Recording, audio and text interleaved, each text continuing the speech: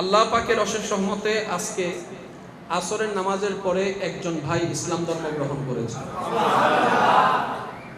এবার আমি আপনাদের কাছে জানতে চাই, উনি ইসলাম ধর্ম গ্রহণ করেছেন আজকে, আল্লাহ তাআলা কবুল করেছেন আমি অদমের হাতে। আমাদের এক একজনের বুঝ, জ্ঞান, জানা, বুঝা এক এক রকম।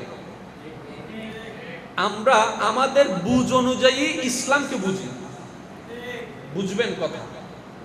আমরা আমাদের জ্ঞান অনুযায়ী, বুঝ অনুযায়ী আমরা ইসলামকে বুঝার চেষ্টা করি।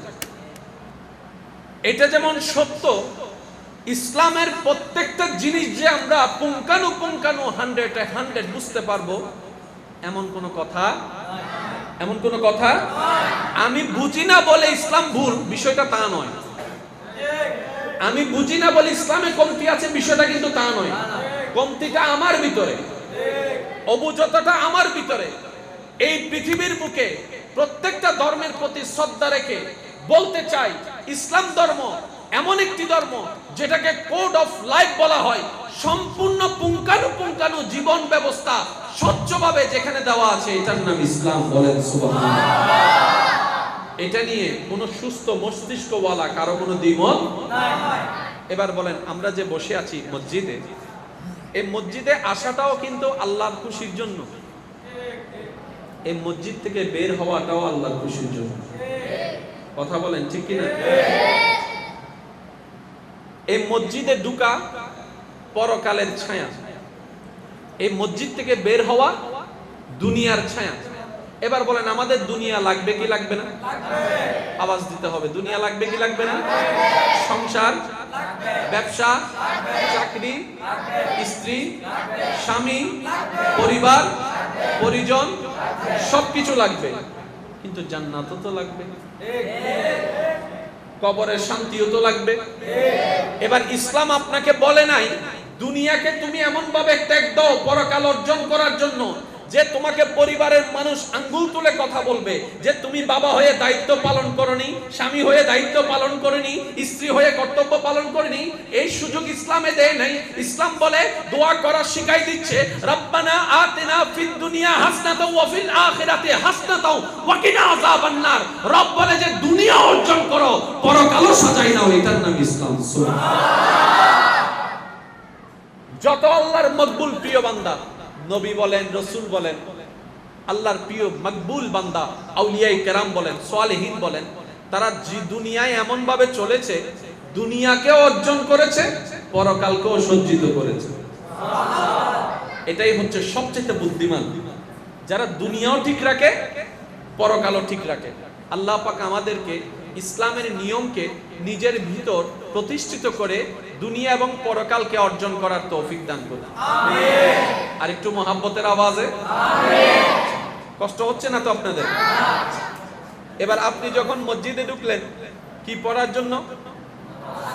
জোরে বলেন না। নামাজ পড়লে কি পাওয়া যায়? সওয়াব। নামাজ পড়লে কি পাওয়া যায়? সওয়াব। একদম নরমাল কথা বলছি, নামাজ পড়লে কি পাওয়া যায়? সওয়াব। এই সওয়াবটা কাল হাশরের ময়দানে মিজানের পাল্লায় তুলবেন, যদি ভারী হয় আপনি জান্নাত পাবেন।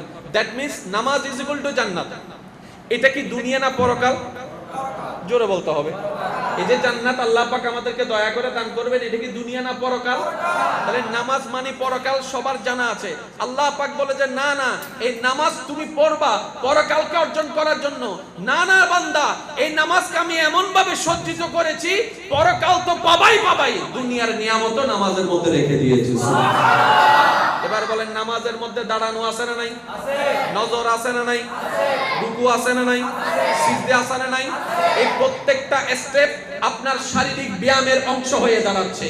এই দুনিয়াতে আপনি নামাজ পড়বেন, শারীরিক ব্যায়ামের ফায়দা আপনার যোগ হয়ে যাবে। এই নামাজ আপনি পড়বেন, নেকির পাল্লা তো ভারী হবে।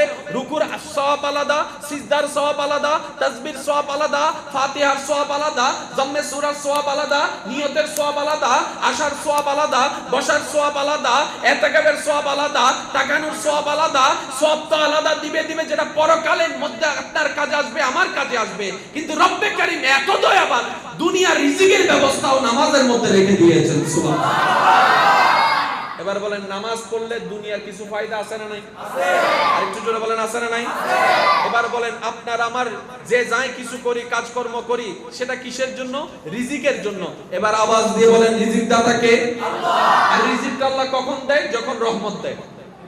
আর নামাজ হচ্ছে রহমত পাওয়ার একটা জারিয়া। তাহলে আপনি নামাজ পড়লেন, রহমত নিলেন, রহমত দিলেন, আপনি রিজিক নিলেন। তার মানে দুনিয়ার জন্য ফায়দাই নামাজের মধ্যে আছে। সুবহানাল্লাহ। এবার আসেন রোজা। বছরে কয়বার? আরেকটু আস্তে করে বলেন। রোজা বছরে কয়বার? এবার এই একটা বার রোজা যখন আপনি রাখবেন, জাপানি বিজ্ঞানী অসুমি তার গবেষণা দিয়ে দেখে প্রত্যেকটা মানুষের, তার গবেষণা রিসার্চে বলে প্রত্যেকটা মানুষের 12টি মাসের মধ্যে অন্তত 1 মাস না খেয়ে থাকাটা শরীরের জন্য সুস্থতার আপনার নিদর্শন বহন করে। এই ইসলাম সেই থিওরিটাকে 1450 বছর আগে সিয়ামের মাধ্যমে দান করে দিয়েছেন। সুবহানাল্লাহ। এবার বলেন দুপুরবেলা আমরা খাওয়া থেকে মুক্ত থাকি, পানি পান করি না। জোরে বলেন পানি পান করি না। এই কয়েকটা দিন গরম কি কমছে না বাড়ছে? জোরে বলেন। গরম বাড়লে তৃষ্ণা, গরম বাড়লে তৃষ্ণা, তৃষ্ণা বাড়লে কষ্ট বাড়ে। কিন্তু আল্লাহর কি রহমত দেখেন মুসলমানগণ, আল্লাহ যতই গরম বাড়ুক পানি কিন্তু স্পর্শ করেনি। এমনকি ঘরের ভিতরে যে বসে আছে, আমার এখানে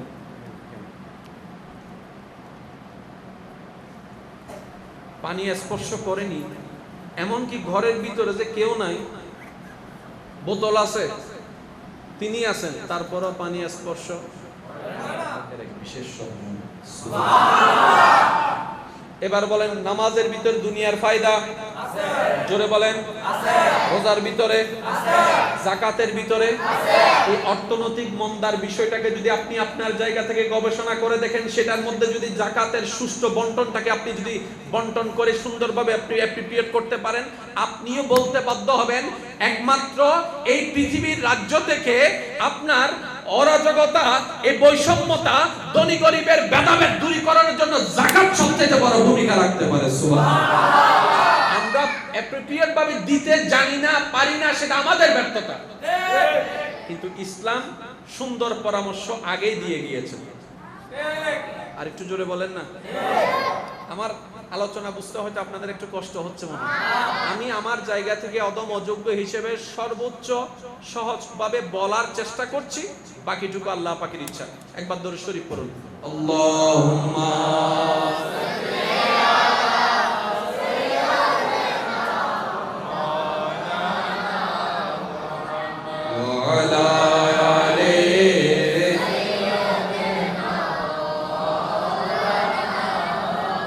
जग में जब आए मोहम्मद इस्लाम जिंदा हो गए। जग में जब आए मोहम्मद इस्लाम जिंदा हो गए। भूतों ने सब कलमा पढ़ा, भूतों ने सब कलमा पढ़ा, काफिर मुसलमान हो गए। जग में जब आए इस्लाम जिंदा। क्या तारीफ बयां करूं मैं प्यारे नबी की शान में, जिसने उन्हें पैदा किया खुद वो शैदा हो गए। जग में जब आए इस्लाम जिंदा हो गए। সবাই কি আওয়াজে जग में जब आए इस्लाम जिंदा। উচ্চ আওয়াজ একবার বলেন মারহাবা।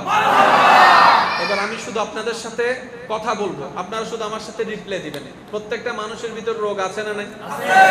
রোগের সেই আক্রমণকে, জীবাণুকে নষ্ট করার জন্য ওষুধের ব্যবস্থা আছে না নাই? আবার সেই ওষুধের মধ্যে এমজির ব্যবস্থা আছে না নাই? যে কোনো ডাক্তারের কাছে যখন আপনি চিকিৎসা নিতে যাবেন, উনি যতই প্রশ্ন আপনাকে করবে, তোর মধ্যে একটা প্রশ্ন আপনাকে কমন করবে, আপনার বয়স কত? ডাক্তার মহোদয়, বয়স জেনে লাভ কি? বলে যে আমি যে ওষুধটা দিব তোমাকে, এটা তো বয়সের সাথে মিলতে হবে। তাহলে এই আপনার বয়সের সাথে আপনার এমজির একটা সম্পর্ক। আবার সেই ওষুধের মধ্যে ভ্যারাইটিস কোম্পানি আছে না নাই? আবার কিছু কিছু অ্যান্টিবায়োটিক আছে না নাই? আবার কিছু কিছু নরমাল ওষুধ আছে না নাই? আবার কিছু কিছু হোমিওপ্যাথিক আছে না নাই? এক এক ওষুধের এক এক ধরন। সমস্ত কিছুর কাজ হচ্ছে ওই জীবাণুকে নষ্ট করা। এই জীবাণুকে নষ্ট করা, আপনার শরীরের ভিতরে রোগ প্রতিরোধ ক্ষমতা বাড়ানো। আপনি শুনলে অবাক হবেন, ওই জাপানি বিজ্ঞানী অসমি তার গবেষণার মধ্যে দেখলেন যে এই রকম যদি 12টি মাসের মধ্যে একটি মাস যদি নির্দিষ্ট সময় না খেয়ে থাকতে পারে, তার শরীরের ভিতরে জীবাণু অটোমেটিক ক্ষমতা লেস হয়ে যায়, রোগ প্রতিরোধ ক্ষমতা বৃদ্ধি হতে থাকে। তাহলে এই রমজানের ভিতরে শুধু সব নাই, রোগের চিকিৎসাও আল্লাহ রেখে দিয়েছেন। আচ্ছা, আপনারা একটা কমন কথা বলেন, খাইলে শক্তি বাড়ে না কমে? জোরে বলেন না। না খাইলে শক্তি, না খাইলে শক্তি, না খাইলে শক্তি কমে, না খাইলে শক্তি কমে, না খাইলে তো দুর্বলতা বাড়ে। কিন্তু রমজান মাসে দেখেন, না খেয়ে থাকলো শক্তি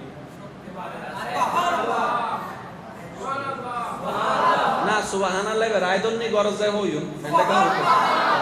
আরেকটু আস্তে করে বলেন। আপনি অন্য সময় না খাইলে দুর্বলতা লাগে, কিন্তু রমজানের মধ্যে না খাইলে তেমন কোনো খবর। অন্য সময় খাইলে শক্তি লাগে, রমজান মাসে দেখবেন ইফতারের সময় খাইয়ে অনেকে লড়তেও পারে না, চড়তেও পারে না, একটা টায়ারনেস কাজ করে। আপনি শুনুন, তর্ক এক জায়গায়, বিদ্বেষ এক জায়গায়, বাস্তবতা ভিন্ন জায়গায়। ইসলাম এটা কোনো ব্যক্তির বানানো ধর্ম নয়। ইন্নাদ-দীনা ইনদাল্লাহিল ইসলাম। ও আমার ভাই ও বোনেরা, অন্তরে কান লাগিয়ে শুনুন, আপনি মানেন না মানেন আপনার ব্যক্তিগত ব্যাপার, কিন্তু বাস্তবতা কখনো পাল্টায় নাই, পাল্টাবে না। ইসলাম ধর্মের টোটাল সেক্টরটাকে আপনি যদি আপনার জ্ঞান দিয়ে নিরপেক্ষ বিচারক হয়ে বিবেচনা করে দেখেন, আপনিও মানতে বাধ্য হবেন ইসলাম ধর্মের প্রত্যেকটা বিধানের জন্য, প্রত্যেকটা বিধানের মধ্যে মানব জাতির জন্য, পৃথিবীর জন্য কল্যাণ আর কল্যাণ রয়েছে। বলেন সুবহানাল্লাহ। আল্লাহু আকবার।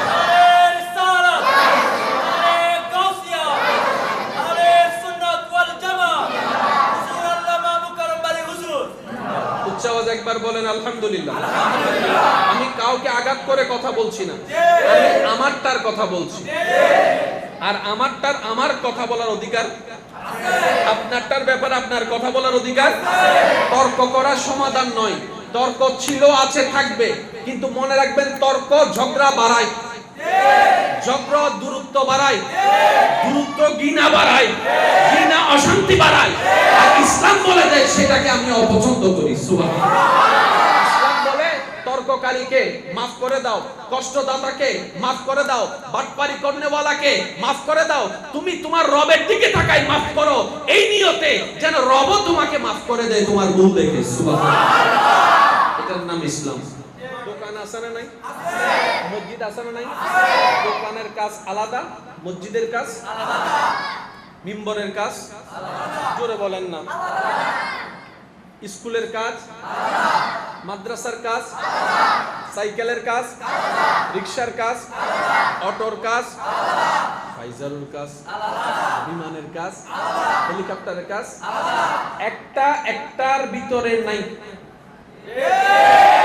এবার আমরা বেশিরভাগ জানি আমাদের ধর্মের নাম ইসলাম, ইসলাম একটা ধর্ম, আর আমরা বেশিরভাগ মানুষ মনে করি ধর্ম মানি পরকাল, ধর্ম মানি সওয়াব, ধর্ম মানেই পরকাল, ধর্ম মানেই জান্নাত। আমি শ্রদ্ধার সাথে বলি না না ভাই, এটা আপনার আমার ভুল ধারণা, ভুল কনসেপ্ট। ধর্ম মানি শুধু জান্নাতের হিসাব নয়, ধর্ম মানি শুধু পরকালের হিসাব নয়, ধর্ম মানি আপনি কবরে শান্তি থাকবেন শুধু বিষয় এতটুকু নয়।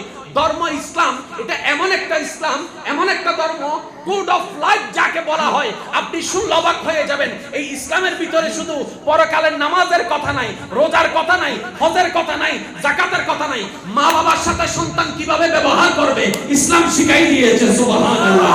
স্বামীর সাথে স্ত্রী কিভাবে চলবে ইসলাম শিখাই দিয়েছে।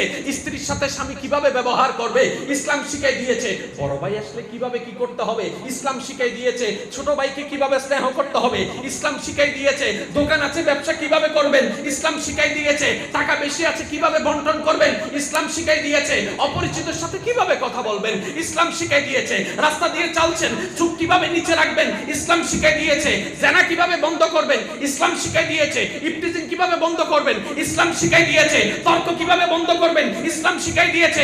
ঝগড়া কিভাবে মীমাংসা করবেন ইসলাম শিখাই দিয়েছে। এবার বলেন, পৃথিবীর শান্তির জন্য, পরিবারের শান্তির জন্য তর্ক বন্ধের দরকার আছে, ঝগড়া বন্ধের দরকার আছে, ভ্রাতৃত্বের দরকার আছে, বন্ধনের দরকার আছে, সুসম্পর্কের দরকার আছে, ভালোবাসার দরকার আছে। আর এই ভালোবাসা ব্যবহার হয়, ভালোবাসা হয় উত্তম ব্যবহারের কারণে, সুন্দর আচরণের কারণে। ইসলাম বলে, ও মুসলমানরা শুনো, হাসরের ময়দানে নবী রাহমাতুল লিল আলামিন জানান দিচ্ছে, মিজানের দাঁড়িপাল্লায় যতগুলো আমল ভারী হবে, তার মধ্যে সবচেয়ে যে আমলটা ভারী হবে সেটা হচ্ছে তোমার চরিত্রের আমল। এবার বলেন, সংসার সুন্দরের জন্য চরিত্রের দরকার আছে। ইসলাম সেই চরিত্রের বিষয়ে কথা বলেছে। আমার মনে হয় সুবহানাল্লাহর আওয়াজটা আরেকটু বড় হবে। ভাই ভাইয়ের মধ্যে ঝগড়া আছে না নাই? ঝগড়া থাকলে শান্তি, শান্তি। এবার আপনি আমি চাই কি শান্তি না অশান্তি? শান্তি চাই যারা, তারা ঝগড়া থেকে দূরে থাকতে হবে। এবার ঝগড়া কিভাবে বন্ধ করব আপনার আমার জানা নাই, ইসলাম সেটাও জানাই দিয়েছে। আর একটু জোরে। এবার পরিবার হওয়ার জন্য, পরিবার গঠন হওয়ার জন্য বিয়ের দরকার আছে না নাই? এবার বিয়ের জন্য পাত্রী খোঁজার দরকার, পাত্র খোঁজার দরকার। এবার আপনি আমি প্রায় সময় একটা চট্টগ্রামের ভাষায় কথা আছে, সোরো যদি বিয়ে করতে যায় হোট ফ্যান তাই বিধি যায় বলে। সোরো হনাদিন গাত তেল মাঝে বিয়ে করতে গিয়ে না আই বোম মারি দিন দাও আসবে সোর হইলে আরো জোর হন না। সোর হনাদিন তেল মাহি বিয়ে করতে গিয়ে না ইতে যাইবার সময় হট ফ্যান তাই বিধি যায় বলে। ইতে জানে সুর হইলে ইতার আর কেউ মাইয়ে জোর হন না মাইয়ে। আপনি আমি বাহিরের লোক দেখে বলতে পারবো না কোন জীবন সঙ্গী আপনার জন্য আমার জন্য দুনিয়াতে বেনিফিট দিবে, পরকালে উপকার হবে, আপনার আমার জানা নাই। কারণ আপনি আমি দেখি তো দেখি, কতটুক দেখি, যতটুক আপনার আমার চোখ দেখে। ইসলাম বলে যে তোমার জীবন সঙ্গী তো একদিনের সম্পর্ক নয় যে আজকে কবুল বললাম 10 সেকেন্ড পরে ব্রেকআপ করে ফেললাম, বিষয়টা তো এতটুক নয়। কারণ একটা স্বামী স্ত্রীর সাথে বন্ধনের সাথে দুইটা পরিবারের সম্পর্ক জোর হয়ে যায়, দুইটা সমাজের সম্পর্ক হয়ে যায়। আবার আল্লাহ চাহে তো তাদের মাধ্যমে সন্তান আসার পরে নানার বাড়ি দাদার বাড়ির সম্পর্ক হয়ে যায়, এভাবে বংশ বিস্তার করে। ইসলাম বলে যে আমি সেটার দিকেও মনোযোগ দিয়েছি, রব সেটার দিকেও মনোযোগ দিয়েছে। সুতরাং পাত্র কিভাবে পছন্দ করবা তোমাদের আইডেন্টিটির মধ্যে নাই, পাত্রী কিভাবে চয়েস করবা তোমাদের জানার মধ্যে নাই। ইসলাম এমন ধর্ম যেখানে পাত্র কিটা কোনটা ভালো হবে সেটাও জানাই দিয়েছে, পাত্রী কোনটা ভালো হবে সেটাও জানাই দিয়েছে। সুবহানাল্লাহ। ইসলাম কিন্তু কোন সেক্টর বাদ দিচ্ছে না। স্বাস্থ্য বিজ্ঞান মিতে হানার হতা হই না, আরো জোরে, আরো জোরে। এবার ডাক্তার কলের হাসে আরা যাইলে রোগ হইলে ডাক্তার কলে পরামর্শ দেয় না, ইনকে আরা বালাল্লা না হারা বললাই। এবার ডাক্তার কলে জিন পরামর্শ দেয়, ইন মিতে কল্যাণ আছে না নাই? এবার ডাক্তার কলে জিন পরামর্শ দেয়, ইন মানন ভরিব না নভরিব। এবার ডাক্তার কলে হক দেয় গবেষণা করি, ইদানিং মানুষের বেশিরভাগ গ্যাস্ট্রিক কিনলে বাড়ি গিয়ে হত্যারণী ও ডাক্তার কেয়া বাড়ি গিয়ে হতে বেশিরভাগ মানুষ ফজর নাস্তানো হয়। হন হদ দেয়া হ্যাঁ বোম মারি দিম দে আওয়াজ বাইরে চলো। হন হন হদ দে ডাক্তার হদ দে বেশিরভাগ মানুষের গ্যাস্ট্রিক বাড়ি গিয়ে কিনলে ফজরের নাস্তা জোর হন না। এবার হন মানুষের রোগ দিন দিন কি হমেন না বাড়ে, আর রোগর মেন হার হানা উন্দি হন দেয় জোর হন না। ইন আর হতানো WHO সংস্থায় হদ দেয় মানব দিন দিন রোগ বেশি হর। WHO সংস্থা জানান দিচ্ছে বিশ্ববাসীকে, মানবের রোগ দিন দিন কমছে না, বাড়ছে। ভিন্ন ভিন্ন রোগ দেখা যাচ্ছে, আর সমস্ত রোগের মেন কারখানা ধরা হয় পেটকে, আর পেটের মধ্যে যাওয়া হয় খাবার, খাবারের জন্য হয় হাত, খাবারের জন্য ব্যবহার হয় মুখ, আর খাবারের জন্য ব্যবহার হয় ইচ্ছা। এই খাবার 24টা ঘন্টার মধ্যে আমরা আমাদের নিয়মে খাচ্ছি, আমরা আমাদের পছন্দের মতো খাচ্ছি। যখন রোগাক্রান্ত হয়ে যায়, যখন ডাক্তারের পরামর্শ যায়, এবার ডাক্তার আমাদেরকে গবেষণা করে, আমাদেরকে রিসার্চ করে, এবার ডাক্তার আমাদেরকে লিস্টি করে দেয়, এটা খাওয়া যাবে, এটা খাওয়া যাবে না, এটা এতটুক, এটা এতটুক, হাঁটা লাগবে, বসা লাগবে, শোয়া লাগবে, ওষুধ এটা খাওয়া লাগবে, এই টাইমে খাওয়া যাবে না, ওই টাইমে এটা খাওয়া যাবে না, তোমার পছন্দের গরুর ভুনা মাংস বাদ দিয়ে দিতে হবে, তেলযুক্ত খাবার বাদ দিয়ে দিতে হবে, বিরিয়ানি খাবার বাদ দিতে হবে, ফাস্ট ফুড বাদ দিয়ে দিতে হবে, বার্গার বাদ দিয়ে দিতে হবে, ফুচকা বাদ দিয়ে দিতে হবে, স্যান্ডউইচ বাদ দিয়ে দিতে হবে, পিৎজা বাদ দিয়ে দিতে হবে, এই খাবার বাদ দিতে হবে, মিষ্টি জাতীয় খাবার বাদ দিয়ে দিতে হবে। ও ডাক্তার কেন বলছেন? বলে যে তোমার শরীরের জন্য, তোমার সুস্থতার জন্য।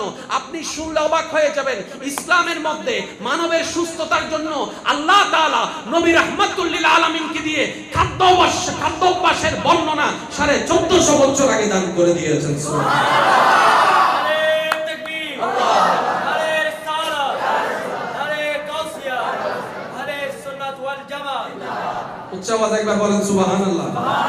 এবার যদি প্রশ্ন করা হয় ইসলাম মানবো তো মানবো কেন, আপনার আমার উত্তর হবে নিজের দুনিয়া এবং পরকালে ভালো থাকার জন্য ইসলামকে মানতে হবে। আচ্ছা, আপনারা একটা কথা বলেন তো, শহরে মানুষ আছে না নাই? আর একটু জোরে। গ্রামে মানুষ আছে না নাই? কোন জায়গার মানুষ বেশি অসুস্থ? আপনারা যেটা বলবেন আমি সেটা বলবো, কোন জায়গার মানুষ বেশি অসুস্থ? তো গ্রামের গুলাও বাংলাদেশি, শহরের গুলাও বাংলাদেশি। শহরের গুলা এত অসুস্থ হচ্ছে কেন? কারণ আপনি গ্রামের মানুষকে দেখবেন না জেনে হলো ইসলামের নিয়মে তারা চলে বেশি। যেমন ইসলাম পরামর্শ দিচ্ছে, বর্তমান ডাক্তারও পরামর্শ দিচ্ছে, রাত বেশি জাগিও না, তাড়াতাড়ি ঘুমাই যাও। অনেক গ্রামের মধ্যে আপনি দেখবেন 8টা-9টা বাজলেই পুরো এলাকা শুনশান হয়ে যায়, মানুষ ঘুমাইতে জগতে চলে যাচ্ছে। আর আপনি শহরে যাই দেখবেন রাতের 2টা বাজেও মনে হয় যে দিনের 10টা। তাহলে শহরের মানুষ ওই নিয়ম থেকে বেড়ে চলে যাচ্ছে, যেখানে গ্রামের মানুষ এখনো পর্যন্ত নিয়ম মানে। তো অনেকে যারা গ্রামকে হেয় করে, আমি তাদের উদ্দেশ্যে একটা কথা বলি, ভাই যারা শহরে থেকে গ্রামের মানুষকে হেয় করো, তোমরাও এক সময় গ্রামে ছিলা, বাবাকে দেখো, না হয় দাদাকে দেখো, না হয় দাদার বাবাকে দেখো, কেউ না কেউ সবাই গ্রাম থেকে হয়েছে। গ্রামকে যারা হেয় করে তারা কখনো সুস্থ মানুষ হতে পারে না, কারণ আমাদের সবার নারী গ্রামে। অনেকে কৃষককে ঘৃণা করে, আমাদের মতো কিছু মানুষ কৃষককে ঘৃণা করে, কৃষকের ঘামকে ঘৃণা করে। আমি বলি ভাই কি খাও তুমি? তুমি যেটাই খাও সেটাই কৃষকের পরিশ্রমের ফসল। তুমি যদি কৃষককে বাদ দিয়ে দাও, তোমার আর খাওয়া নাই। সেজন্য ইসলাম বলে কাউকে কখনো ঘৃণা করা যাবে না, কাউকে ছোট করা যাবে না, নিজেকে বড় করে অন্যকে হেয় করা যাবে না। কারণ তুমি সেটাই করবা যেটা তোমার রব পছন্দ করে, আর তুমি যদি সেটাই করতে পারো তাহলে ইজ্জত দুনিয়াতেও পাবা, ইজ্জত পরকালেও পাবা। ওয়া তুইজ্জু মান তাশা ওয়া তুযিল্লু মান তাশা। ইজ্জত দেওয়ালা রব তোমাকে ইজ্জতের ব্যবস্থা করে দিবে। সুবহানাল্লাহ। আল্লাহ পাকের অশেষ রহমতে আজকে আসরের নামাজের পরে একজন ভাই ইসলাম ধর্ম গ্রহণ করেছে। এবার আমি আপনাদের কাছে জানতে চাই, উনি ইসলাম ধর্ম গ্রহণ করেছেন আজকে, আল্লাহ তাআলা কবুল করেছেন, আমি অদবের হাতে কবুল করেছেন। তা আমার একটা অভ্যাস হচ্ছে, আমি আগে যাচাই বাছাই করি উনি কি স্বইচ্ছাই করবেন নাকি কেউ প্রেশার করে। কারণ ইসলাম সবাইকে বলে, আমার হুজুর এখানে উপস্থিত আছেন, ওনার কাছেও যদি কেউ কালিমা পড়তে আসে, হুজুর আগে প্রথম কথা জিজ্ঞেস করবেন আপনি কি স্বইচ্ছায় এসেছেন নাকি বাধ্য হয়ে এসেছেন। যদি বলে যে বাধ্য হয়ে, হুজুর কখনো কালিমা পড়াবে না, কখনো পড়াবে না। এবার আসুন, তা আমি সেই ভাইকে জিজ্ঞেস করলাম, ভাই আপনি ইসলাম ধর্ম গ্রহণ করার মেন কারণটা কি? তো উনি আনিকেন্দ্রিক কিছু কথা বলেছেন যেটার যোগ্যতা আমার মধ্যে নেই, এটা আল্লাহ পাকের দয়া। তিনি একটা কথা বলেছেন, আমি আলোচনা শুনতে শুনতে আমার ভিতরে ইসলামের একটা প্রেম জাগ্রত হয়েছে। সুবহানাল্লাহ। আল্লাহর প্রতি একটা ভালোবাসা কাজ করা শুরু হয়েছে। আমি বললাম কখন? বলে যে আমার 2019 সালে 2020 সালে আমি শুনতে শুনতে আমার বড় ইচ্ছা ছিল আপনার সাথে সাক্ষাৎ করা, আপনার কাছে এসে কালিমা পড়া। এবার আমি আপনাদেরকে বলি, কোনো না কোনো একটা কথা নিশ্চয়ই দিলে তো লেগেছিল। ওই দিলে লাগার কারণে আস্তে আস্তে ভালোবাসার সৃষ্টি তো হয়েছে। ওই ভালোবাসাটা আস্তে আস্তে বাড়তে বাড়তে তো আবেগের সৃষ্টি হয়েছে। আবেগটা ঘন হতে হতে তারপরে তো বিবেক জাগ্রত হয়েছে। তারপরে তো আজকের দিনটা সে কালিমা পড়েছে। গতানুগতিক হলে কখনো কোনো কিছু কাজ হয় না। সেজন্য আমি সবার কাছে অনুরোধ করব যে একটু প্ল্যানিং এ কাজ করেন। মনে রাখবেন, একটা হচ্ছে জ্ঞান আর একটা হচ্ছে হিকমত। জোরে বলতে হবে, একটা হচ্ছে জ্ঞান আর একটা হচ্ছে হিকমত। আমাদের গ্রামে অনেক মুরব্বীরা আছে সাইন করতে জানে না, কিন্তু চোখ দিয়ে তাকালে বলতে পারবে এখানে কয় কানি জায়গা আছে, কয় শতক জায়গা আছে। আছে না নাই? আর একটু জোরে বলেন। আপনি আমি ইঞ্জিনিয়ারিং পাশ করে যে সুন্দরভাবে মেজারমেন্ট দিতে পারবো না কত টন রড লাগবে, কতটুক সিমেন্ট লাগবে, আমাদের অনেক মুরব্বীরা আছেন শুধু ভালো করে একটু তাকাইলে বুঝতে পারে। অনেক মিস্ত্রি ভাইয়েরা আছেন কতটুক লাগবে সে আগে থেকে বলে দিতে পারে। আল্লাহ প্রদত্ত একটা দয়া। এলমেরও দরকার, হেলমেরও দরকার, হিকমতেরও দরকার। আছে না নাই? একবার যার যত শক্তি আছে একবার হন সুবহানাল্লাহ। যে কয়েকজন আমাকে ভালোবাসেন সবার প্রতি আমার একটা শ্রদ্ধার সাথে নিবেদন, আবদার, যদি আপনার ইহকাল এবং পরকালকে পাল্টাতে চান, চরিত্র ছাড়া, সুন্দর চরিত্র ছাড়া দ্বিতীয় কোনো পদ্ধতি নাই। আর চরিত্র সুন্দরের অলংকার বানানোর প্রধান হাতিয়ার দুইটি, একটার নাম ধৈর্য আর একটার নাম শুকরিয়া। একটার নাম ধৈর্য আর একটার নাম, সবাই বললে আমি খুশি হব, একটার নাম ধৈর্য আর একটার নাম। এবার বলেন, পারিবারিক যত অশান্তি আছে সেখানে ধৈর্যের দরকার। আপনার ব্যবসার মধ্যে লস হয়েছে, আপনি ধৈর্য ধরতে না পারলে সুইসাইড করে ফেলবেন, তাহলে সেখানে আপনার লস হবে, সেখানেও ধৈর্যের দরকার। আপনার স্ত্রী আপনার জন্য একটা জিনিস রান্না করে দিয়েছে, এখানে একটু শুকরিয়ার দরকার। আপনার বন্ধু একটা আপনার উপকার করে দিয়েছে, আপনার সেখানেও শুকরিয়া করার দরকার। আপনি যদি ঠান্ডা মাথায় দেখেন, এই ধৈর্য এবং শুকরিয়া বড় একটি হাতিয়ার, যেটা দুনিয়ার জীবনকেও সুন্দর করে, পরকালীন জীবনকেও সুন্দর করে দেয়। বলেন না সুবহানাল্লাহ। কারণ আল্লাহ তাআলা কুরআনুল কারীমে একটা কথা কয়েকবার উল্লেখ করেছেন, ইন্নাল্লাহা মা'আস সাবিরিন, বলে আল্লাহ নিজেকে বারবার ধৈর্যশীলদের সাথেই আছে, এই উল্লেখ করেছেন। সুবহানাল্লাহ। কয়টা জিনিস বলেছি? একটার নাম ধৈর্য আর একটার নাম শুকরিয়া। জোরে বলতে হবে, একটার নাম ধৈর্য আর একটার নাম শুকরিয়া। আল্লাহ পাক আমাদের অর্জন করার তৌফিক দান করুন। এবার আসেন সূরা কদর, সবাই বলেন সূরা কদর। ইন্না আনজালনাহু ফি লাইলাতিল কদর ওয়া মা আদরাকা মা লাইলাতুল কদর লাইলাতুল কদরে খায়রুম মিন আলফি শাহর তানাজ্জালুল মালায়েকা। চিৎকার দিয়ে বলেন সুবহানাল্লাহ। 12টি মাসের মধ্যে একটি মাস দিয়েছেন আল্লাহ, রমাদান। কেন দিয়েছেন? আমাদেরকে বাঁচানোর জন্য। সুবহানাল্লাহ বলতে হবে, আর একটু জোরে। কারণ আমাদের গুনাহ কম না বেশি? আর রমাদান হচ্ছে গুনাহকে জ্বালিয়ে ফেলার মাস। আর একটু জোরে। রমজান হচ্ছে জান্নাতকে কাছ থেকে উপভোগ করার মাস। রমাদান হচ্ছে আল্লাহর নৈকট্য লাভের অন্যতম সুযোগ একটা মাস। এবার বলেন, সব রাতের ভিতরে সবচাইতে দামি রাত বলা হয়েছে, হাজার মাসের চাইতে উত্তম যে রাত, সেই রাতের নাম হচ্ছে লাইলাতুল কদর। এবার বলেন তো, লাইলাতুল কদরটা কোন মাসে? জোরে বলেন না, কোন মাসে? ওই 12টি মাসের খুব খেয়াল করবেন আল্লাহ কতটুক ভালোবাসে আমাদেরকে, কতটুক দয়া করছেন। 12টি মাসের মধ্যে আমাদের গুনাহ আছে, ওই গুনাহকে মাফ করার জন্য আল্লাহ তাআলা আমাদেরকে রমজানের ব্যবস্থা করে দিয়েছেন। রমজানের প্রত্যেকটা দিন, প্রত্যেকটা দুপুর, প্রত্যেকটা বিকাল, প্রত্যেকটা রাত, প্রত্যেকটা সেহরি, প্রত্যেকটা ইফতার আমাদের ক্ষমা পাওয়ার জন্য এক একটা সুবর্ণ সুযোগের মাস। এই রমজানের ভিতরে আল্লাহ আবার কদরকে দিয়েছেন। রাত জাগবেন এক রাত, আল্লাহ পাক আমলনামায় লিখে দিবে 1000 মাসের চাইতো বেশি আপনি আল্লাহর জন্য রাত জেগেছেন। রাকাত পড়বেন এক রাকাত, একটু মনোযোগ দিবেন। রাকাত পড়ব আমরা কয় রাকাত?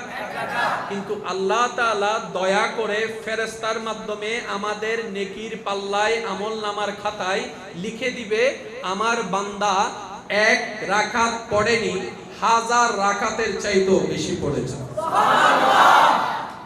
এগুলা কেন করছেন আল্লাহ? আমাদেরকে বাঁচানোর জন্য। কারণ আল্লাহ চায় না কোনো বান্দা জাহান্নামে যাক, আল্লাহ চায় প্রত্যেকটি বান্দা জান্নাতের নিয়ামত অর্জন করুক। সুবহানাল্লাহ। কারণ আল্লাহ তাআলা সৃষ্টি জগতে সবচাইতে যে সৃষ্টিকে বেশি ভালোবেসেছেন, রহমতকে উন্মুক্ত করে দিয়েছেন, সেটার নাম হচ্ছে মানুষ, সেটার নাম হচ্ছে ইনসান। বলেন না সুবহানাল্লাহ।